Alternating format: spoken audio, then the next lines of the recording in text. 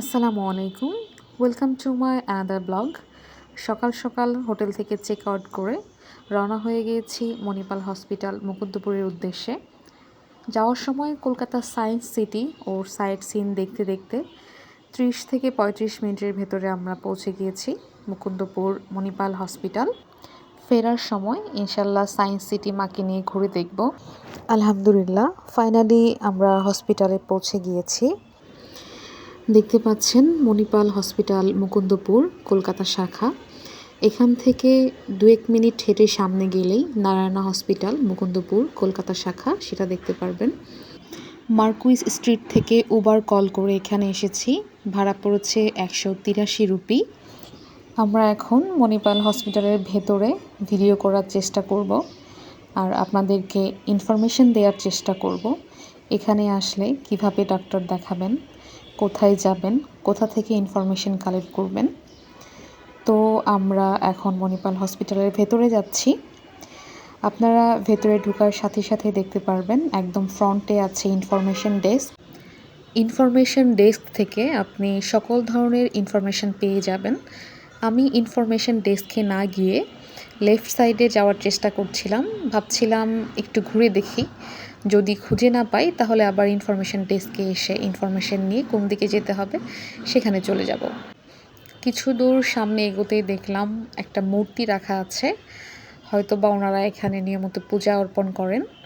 হসপিটালের একজন স্টাফ আমাকে জানালো হসপিটালের ভেতরে ভিডিও করা নিষেধ। দেন ইনফরমেশন ডেস্ক থেকে তথ্য নিয়ে আমি ডান সাইডে চলে যাচ্ছি ইন্টারন্যাশনাল পেশেন্ট সার্ভিস সেন্টারে। সেখানে গিয়ে দেখতে পেলাম আরও অনেক বাংলাদেশি পেশেন্ট পাসপোর্ট জমা দিয়ে অপেক্ষা করছে। সিরিয়াল ওয়াইজ এক একজনকে ডাকা হবে। রেস্ট্রিকশন থাকায় অনেকটা চুরি করে ভিডিও করেছি। হসপিটালের সকল কাজ শেষ করার পর আমি ইনস্ট্যান্ট ডিসিশন নেই যে আমি এখনই দিল্লি যাব। দিল্লিতে বেসিক্যালি আমার অ্যাম্বাসি ফেস করতে হবে। তো সায়েন্স সিটিতে যাওয়ার পথে দেখার কথা ছিল, সেটা আর হলো না। মাকে বললাম পরবর্তীতে আসলে অবশ্যই তোমাকে সায়েন্স সিটি ঘুরে দেখাবো।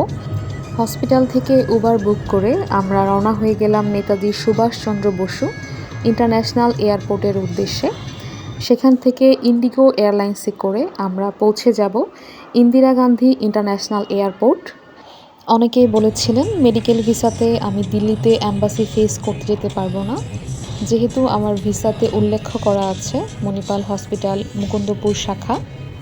ডোমেস্টিক ফ্লাইটে তেমন কোনো সমস্যা হয় না, তবুও সেফ সাইডে থাকার জন্য আমি ডক্টরকে বলেছিলাম প্রেসক্রিপশন লিখে দেওয়ার জন্য ভিউ উইথ রিপোর্ট। এয়ারপোর্টে যদি কোশ্চেন করা হয় আমি দিল্লি কেন যাচ্ছি, তাহলে আমি বলবো আমি যে টেস্টগুলো করেছি সেগুলোর রিপোর্ট আসতে আরও 3-4 দিন সময় লাগবে, তাই আমি দিল্লি ঘুরতে যাচ্ছি। কিন্তু আমি যদি বলি আমি অ্যাম্বাসি ফেস করতে যাচ্ছি তাহলে আমাকে ঢুকতে দিবে না, কারণ অ্যাম্বাসি ফেস করার জন্য ডাবল এন্ট্রি ভিসা নিতে হয়। আমার ছিল মেডিকেল অ্যাটেন্ডেন্ট ভিসা। আলহামদুলিল্লাহ, এয়ারপোর্টে আমাকে এ ধরনের কোনো কোশ্চেনই করা হয়নি। খুবই স্মুথলি আমি বোর্ডিং পাস কমপ্লিট করি।